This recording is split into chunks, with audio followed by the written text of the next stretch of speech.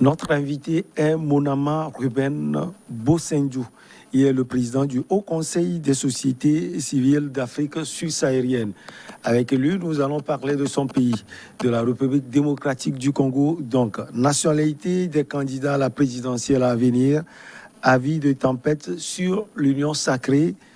Ruben, je prends Ruben parce que c'est... Non, c'est Monama. Je ne suis pas juif. Il ne faut pas nous Monama. Je suis africain. Vous allez bien? Oui, je me porte bien, merci Michel. Dans la perspective des élections présidentielles de 2023 en République démocratique du Congo, Noël Tiani, ancien candidat au présidentiel de décembre 2018, a mis le feu aux poudres avec sa proposition de loi spécifiant qu'il faut être congolais de père et de mère pour prétendre au fauteuil suprême et à certaines fonctions. Une proposition au relent de l'ivoirité, cette interprétation étroite de la nationalité qui a mis la première colonie de l'Afrique de l'Ouest dans des difficultés. Alors, mon amant, voilà un projet de loi. Qu'est-ce que ça peut apporter dans votre pays? Oui, d'abord, il faut comprendre que la RDC, c'est un pays où nous sommes habitués à vivre ensemble. Nous sommes habitués à vivre dans la paix, dans l'unité. Et aujourd'hui, cette loi, moi, je me dis d'abord, moi, mes ancêtres et à moi, ont un adage. Et cet adage, c'est souvent, c'est lorsqu'on se salue, parce que chez nous, chez moi pas spécialement, on se salue par l'osako. Et lorsqu'on dit l'osako, il y a certaines personnes qui savent comment ils répondent. Moi, personnellement, lorsqu'on me dit l'osako, j'ai dit Mopaya, Aponaka et Tokote. Cela veut dire que l'étranger ne choisit pas sa natte. Ouais. Donc, lorsque tu arrives, tu es étranger, tu n'as pas droit à exiger quoi que ce soit. La natte qu'on te donne pour dormir, tu dois dormir sur cela. Voilà. Alors, je me dis que cette loi, oui, ça peut être peut-être très mal perçu, mais le vrai problème, il faut qu'on aille plutôt à la motivation. Qu'est-ce qui a motivé Noël Tiani à proposer cette loi qui a été déposée par les députés? Selon vous, qu'est-ce qui l'a motivé? Oui, non, ça, je ne sais pas, parce que dans ces explications, aujourd'hui, c'est tout le monde qui comprend autrement. Parce que lorsque une personne politique parle, ce n'est pas ce qu'il dit, il faut aller dans les non-dits. Qu'est-ce qu'il sous-entend dans ce qu'il veut dire? Alors, moi, la première question que je me suis posée, je me suis dit, bah, écoutez, qui a détruit la RDC? Parce qu'aujourd'hui, je vais vous dire, c'est plutôt la passivité des Congolais eux-mêmes qui fait de telle sorte, qui fait de telle sorte que lorsque les étrangers arrivent, nous les mettons au trône nous-mêmes. On peut aujourd'hui, vous allez voir les chefs coutumiers qui se disent, ça c'est notre fils. Il est né du père et de la mère, donc de la nationalité congolaise. Ouais. Et cela, des fois, ça crée un peu de problèmes. Aujourd'hui, Michel, si je vais un peu revenir quelques années, votre nom c'est Takpa, c'est ça? Ah, bien sûr. Alors, je pense que chez moi, on trouve aussi des Takpa. Donc, je peux venir avec vous, je vous amène au niveau de la commune, je dis, voilà, c'est mon cousin, il vient du village, il est arrivé, il ne parle pas lingala, il ne parle que français. Et du coup, on te fait une attestation de perte des pièces et donc, tout ça, et puis ça passe, tu deviens congolais, c'était beaucoup plus, c'est très facile. Alors que lorsque je vois au Togo, la nationalité, même au propre Togolais, pour en avoir, c'est tout un problème. Nous avons fait aujourd'hui 18 ans, je peux dire même 20 ans, on n'a pas de carte d'identité nationale. Ouais. Vous comprenez? Tout ça, ce sont des problèmes qui dérangent un peu. Alors, la loi Tiani, c'est une loi qu'il faut vraiment beaucoup réfléchir parce que c'est un Congolais comme tout autre Congolais et tout le monde, c'est constitutionnel. Les gens ont droit à proposer des lois.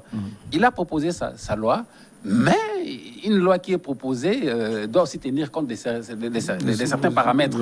Est-ce que cette loi aura vraiment l'adhésion de tout le monde? D'abord, il faut voir, est-ce que ça va faciliter la cohésion nationale, la sécurité, l'unité? Et sur le plan économique, qu'est-ce que ça porte? Ce sont des questions qu'on doit se poser. Pour moi, il y a encore des lois qu'il faut chercher plutôt à voter. Peut-être, je donnerai l'exemple qu'aucun Congolais ne peut avoir dépassé peut-être un nombre donné, donc un montant donné de sa fortune à l'étranger. C'est mieux que cette loi. Oui, c'est encore mieux. Il faut qu'il réfléchisse à cela. Il y a un garçon qui avait même proposé, il a dit, pour être député national, il faut avoir au moins 30 hectares agricole, où vous avez donné l'emploi aux jeunes. Et ce sont des choses comme ça qu'il faut chercher peut-être à réfléchir pour les biens du Congo. Mais parler de cette loi, bon, je pense que moi, je n'ai pas un regard politique, j'ai juste un regard de la société civile. Pour moi, ce qui me concerne, c'est la paix. Ce qui me concerne, c'est qui n'est pas la misère en RDC et qui est la sécurité alimentaire. Voilà, ce sont des lois comme ça que nous attendons. La loi peut être bonne, mais il faut beaucoup réfléchir par rapport à cette loi. Et vu la configuration politique de votre pays, est-ce que cette loi ne met pas le feu aux poudres? Pourquoi ça doit mettre le feu aux poudres? C'est une loi, c'est une proposition. Elle n'est pas encore votée, même si elle sera votée. Et là encore, il faut avoir un on prête justement des intentions à cette loi. Oui, on prête des intentions. Oui, ce sont des intentions, parce que une loi, elle est là. On va voir les députés. Il faut que les députés puissent beaucoup réfléchir. Mais il y a encore, le comble, c'est quoi? Nos députés sont achetés déjà. Si cette loi, je dis bien si, c'est pour peut-être écarter une personne, ainsi de suite, sachez qu'il y a de l'argent qui doit circuler au niveau du Parlement. Et les gens... L'hémicycle est acquis au président de la République, Félix Etienne Tshisekedi. Oui, ben écoutez, le président même n'était pas d'accord avec cette loi.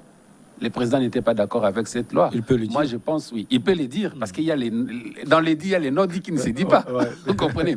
Donc, moi, je pense qu'au niveau de l'hémicycle, les gens sont là, ils vont réfléchir, ils feront face à leur conscience ou bien face à l'argent. Il faut vraiment qu'on puisse mener vraiment des réflexions par rapport à cette loi. Il ne faut pas que ça soit une discrimination et que certaines personnes se posent des questions. Notre pays a connu beaucoup de réalités. Les Congolais sont allés partout. Ils ont fait des enfants. Des Congolaises ont fait des enfants avec les étrangers. Les étrangers ont fait des Congolais avec des enfants. Voilà. Et même au niveau de la RDC, il y a des Marocains. Lorsqu'il y avait des conflits depuis Mobutu, tout ça, il y a les contingents qui arrivaient. Et dès qu'ils arrivaient, ils finissaient toujours par avoir des mariages. Mais écoutez, ces enfants qui sont nés, ils ont plus le sentiment d'être congolais qu'être d'autres nationalités. Une personne qui a étudié, une personne qui veut servir son pays, et vous lui dites, écoutez, vous n'êtes pas de père, vous n'êtes pas de mère. Voilà ce que ça peut créer. Mais il faut aussi tenir compte. Et moi, je pense que cette loi, ça peut aider aussi d'un côté, parce qu'il y a certaines personnes qui viennent en RDC juste pour s'enrichir. Ils sont congolais de papier, mais pour construire ailleurs. Ils occupent des postes, ils peuvent être président de la République, président de l'Assemblée nationale, gouverneur. Mais si vous voyez ce qu'il fait au Congo, c'est plutôt prendre donc piller et construire chez lui. Ou bien chez ses oncles, ou bien chez sa maman, ou bien chez son papa. C'est là où ça nous pousse un peu à réfléchir. Nous voulons des Congolais qui sont des Congolais de cœur. Des Congolais qui disent, voilà, j'ai l'esprit nationaliste, je vais construire les Congolais. Pourquoi pas un Togolais qui va en RDC qui dit, je vais construire le Congo convenablement. On lui donne là où il peut être même président de la République, pourvu que sa manière de travailler puisse profiter aux Congolais. C'est tout ce que les Congolais veulent. Et selon vous, cette loi vise principalement qui? Mais ça vise qui on peut avoir, qui au pluriel. Non, écoutez, oui, qui au pluriel. Merci beaucoup, parce que je pense qu'il ne faut pas chercher les diables partout, parce que c'est une loi. Je pense que tout le monde, ça vise mes enfants, je dirais ça vise mes enfants, parce que mes enfants sont des mères togolaises. Je peux bien éduquer mes enfants pour diriger la RDC. Et maintenant, là, il y a un blocage. Qui vous vise, qui vise votre famille. Oui, ça vise ma famille, et ça vise encore beaucoup d'autres, et surtout ceux qui n'ont pas ceux qui ont peut-être des mamans congolaises, des papas étrangers et tout ça. Voilà. Je pense que les étrangers, comme je l'ai dit tantôt, Mopaya Aponaketo côté. Si vous êtes étranger, vous êtes en RDC, travaillez. Soyez là où on vous place. Maintenant, je vais vous aider. Quand on voit les acteurs politiques actuels, cette loi vise qui au pluriel? Je sais que les enfants de mon amant ne sont pas acteurs politiques actuels. Oui, ils peuvent le devenir plus tard. Je suis d'accord. Oui, mais je pense que dans notre pays, nous avons, je prends d'abord là où tout le monde veut regarder. On parle de Katumbi Tchapoué. On parle de Moïse Katumbi, tantôt italien, tantôt israélien, comme ça s'est dit. Mais lui, qu'il prouve seulement sa congolité, je pense qu'il n'y aura pas assez de problèmes. Il faut qu'on prouve qu'on est vraiment congolais, c'est bon. Mais il faut beaucoup faire attention avec cette histoire de congolité. Nous avons vu ce qui s'est passé en Côte d'Ivoire. Ça déchire, ainsi de suite. Parce qu'en RDC, vous savez, nous ne suivons pas l'idéologie Mais nous suivons des personnes. Vous comprenez? Alors, Moïse Tchapoué étant un leader politique, il a son groupement politique, les gens sont là. Ça peut être pour son idéologie, mais surtout pour sa personne. Oui. Et ça peut ramener ces gens-là à commettre des actes qui ne sont pas bien. Vous comprenez? Ça peut créer vraiment des désordres au pays. En tout cas, il faut qu'on fasse attention. Moi, je pense, s'il faut chercher à barrer la route à Tchapoué, il faut chercher d'autres raisons. Ouais. Pas sur la nationalité. Ça va vraiment créer assez de problèmes. Vous avez parlé tout à l'heure de la Côte d'Ivoire. Dans un pays qui a de multiples frontières, je vais parler de votre pays et une histoire enracinée surtout avec l'Afrique. Cela ne risque pas de causer des problèmes à votre pays comme ceux qu'on a vus déjà au pays de Houphouët-Boigny. Oui, c'est très complexe. C'est très complexe. Pourquoi je vais d'abord dire, voilà, notre pays, hein, on a 9 frontières. Et je vous dis, il y a des familles qui sont de part et d'autre. Hein. Les Congolais de Brazzaville et les Congolais de Kinshasa, à côté de Bolobo, de Lukolela et tout ça, voilà, il est ici, ses tantes sont là-bas et tout ça. Donc, même le point chaud du pays, c'est l'Est. Il y a des Rwandais et des Congolais qui sont des cousins. Il y a des Burundais et des Congolais qui sont des cousins, tout simplement parce que lorsqu'on a délimité le pays, on n'avait pas tenu compte de certaines considérations. Et voilà, même au niveau des Tanzaniens, des Zambies, où on dit souvent c'est Moïse Katumbi, les Zambies, ainsi de suite. Ouais. Donc il y a des gens qui sont de part et d'autre. Une fois dans l'histoire de notre pays, nous avons connu un premier ministre et son frère était ministre au niveau, je crois, des Zambies, si je ne m'abuse. C'était son frère, il portait le même nom. Ouais. Donc, moi, je pense que c'est un problème. S'il faut aller vite, comme la Côte d'Ivoire, ça sera un peu difficile. Tout simplement parce que les Congolais, à sa manière de voir les choses... que ça soit plus difficile comme le cas de la Côte d'Ivoire. Oui, j'ai dit non. Je pense que les Congolais ne peuvent pas arriver à cette brutalité-là. Les Congolais, c'est un peuple de paix, c'est un peuple de tolérance. Il peut crier aujourd'hui et puis il s'était. Mais ça risque d'avoir des répercussions très, très, très graves. Et puis alors, moi je me dis, c'est une loi. Elle n'est pas encore votée. Oui, c'est vrai. Et je pourrais plutôt interpeller le député de notre pays de beaucoup faire attention. Mais toutefois, hein, ce qu'il faut faire, on est fatigué de voir les étrangers venir faire n'importe quoi chez nous. Il y a eu les problèmes lorsqu'il y a eu les différentes rééditions des rebelles. Il y avait des étrangers dedans. Et du coup, on dit non, voilà, ils vont intégrer la FARDC. Il était là-bas colonel, il devient colonel dans l'armée nationale. Il était général, il devient... Mais ils ne sont pas congolais. Voilà. C'est là où il faut commencer à retirer tous ces gens-là, parce qu'ils sont venus lors de la rébellion. Je ne trouve pas une personne qui était dans la rébellion, parce qu'il y a des armements et la personne exige, non, je veux aussi intégrer l'armée. Notre armée est infiltrée d'une manière où on trouve presque toutes les nationalités de nos frontières dedans. Ouais. C'est là où il y a des problèmes. Je pense qu'il faut commencer par là. Si on commence par l'armée, et après, on peut voir du côté de la présidence, parce que c'est l'armée qui tient le pays. Et lorsque le président ne marche pas bien, si l'armée dit, écoutez, on en a fatigué, parce que vous n'êtes pas de chez nous, on te met à la porte, et ça passe. Et selon vous, quel effet de tempête ce projet de loi peut avoir sur l'Union sacrée? L'Union sacrée, vous le savez, c'est un rassemblement de partis politiques, et le parti politique de Moïse Katumbi Tchapoué se trouve dans l'Union sacrée. Oui, pourquoi d'abord nous allons d'abord parler de l'Union sacrée? La RDC n'est pas l'Union sacrée. La RDC, c'est aussi la Mouka. Ouais. La RDC, c'est aussi FCC. La RDC, c'est aussi la société civile. La RDC ne se résume pas à l'Union sacrée. Je pense qu'au niveau de l'Union sacrée, ce sont aujourd'hui qui sont majoritaires au niveau du Parlement. Ils doivent réfléchir eux-mêmes par rapport à cet effet de tempête.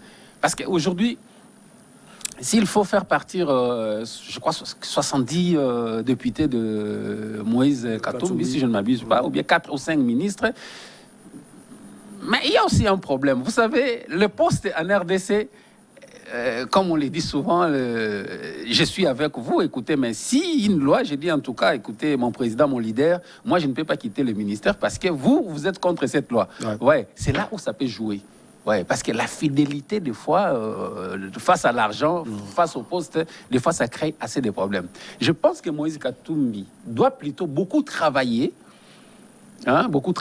avec ses députés pour qu'on nous présente, plutôt à l'Assemblée les effets, pas sur l'union sacrée, mais sur la nation. Vous voyez?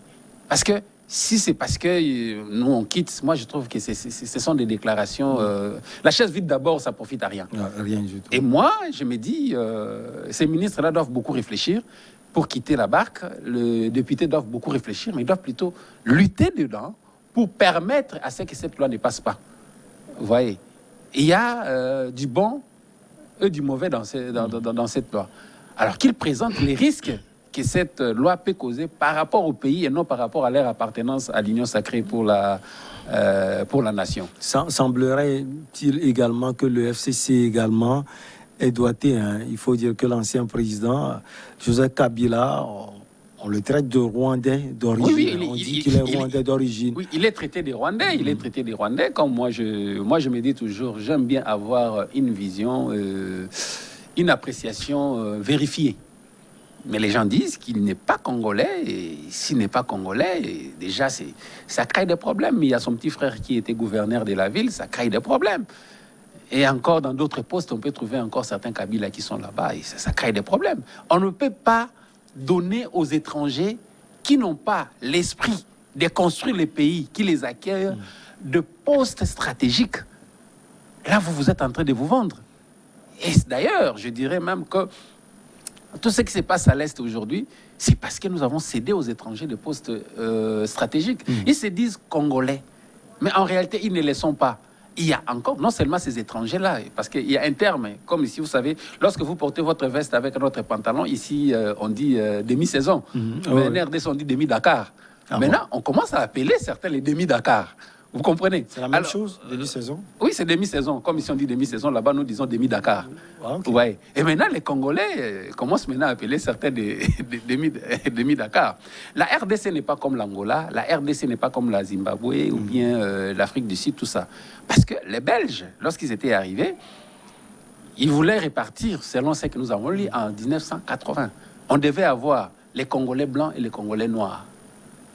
Voilà, c'était ça. Mais se trouvera la différence entre blanc et noir, les Congolais blancs et Congolais non, on devait être comme en Afrique du Sud, comme tout ça, tout le monde devait se retrouver, ainsi de suite.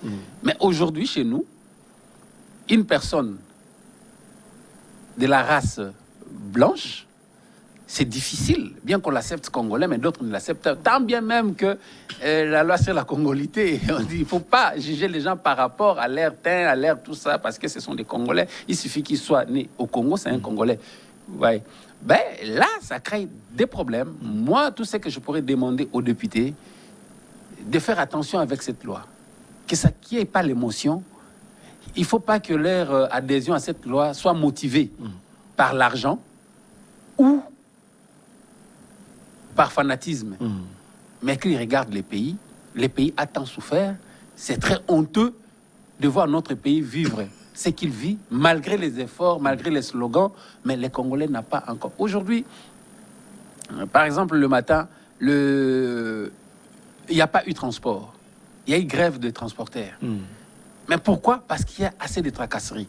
Mais écoutez, si on paye très bien les militaires, qu'est-ce qu'ils vont aller rançonner? Pourquoi est-ce qu'ils iront rançonner le peuple? Voilà, il y a des choses qu'il faut voir au lieu de s'attarder sur l'ordre de nationalité, ainsi de suite. Je pense qu'il y a des choses encore beaucoup plus urgentes qu'il faut pouvoir traiter en RDC. Les gens disent que les trois, voire les quatre grands ténors doivent se retrouver.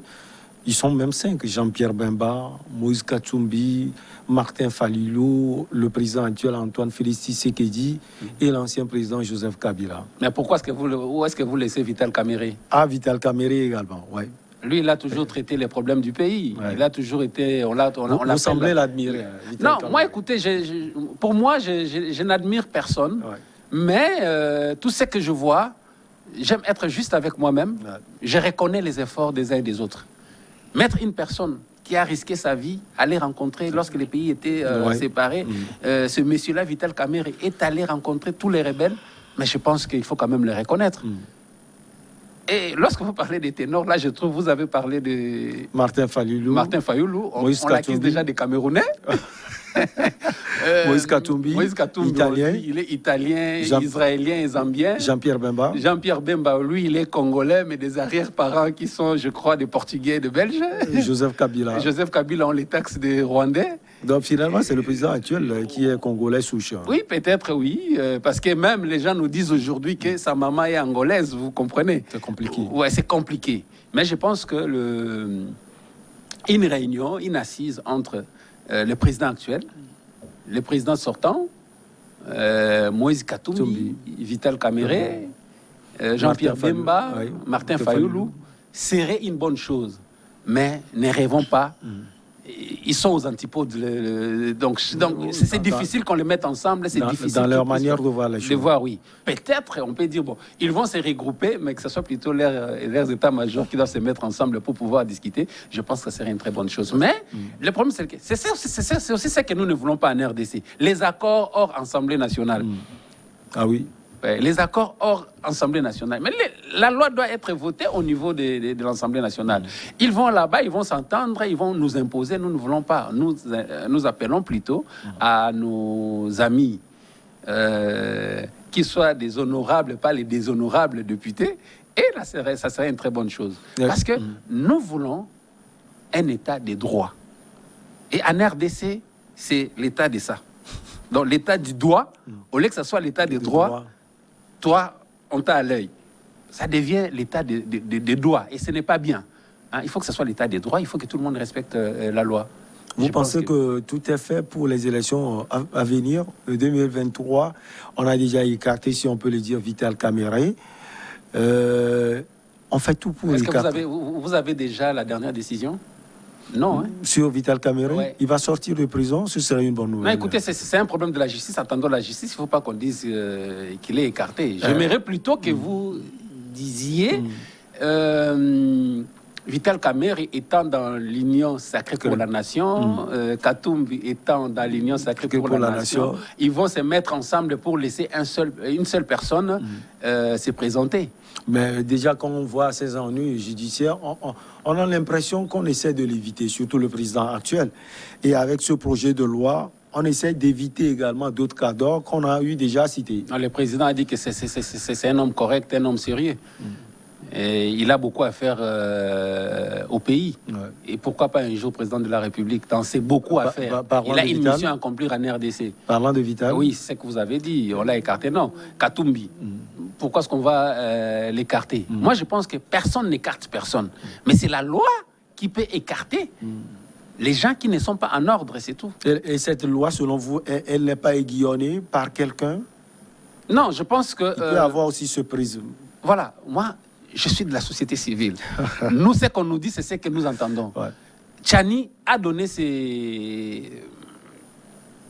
il a proposé une loi, il a expliqué, il est passé, et quelque part, ce qu'il n'a pas bien fait, on lui a posé la question, toutes les années que vous avez fait aux États-Unis, vous n'avez pas pu acquérir la nationalité, ou bien bénéficier de la nationalité américaine.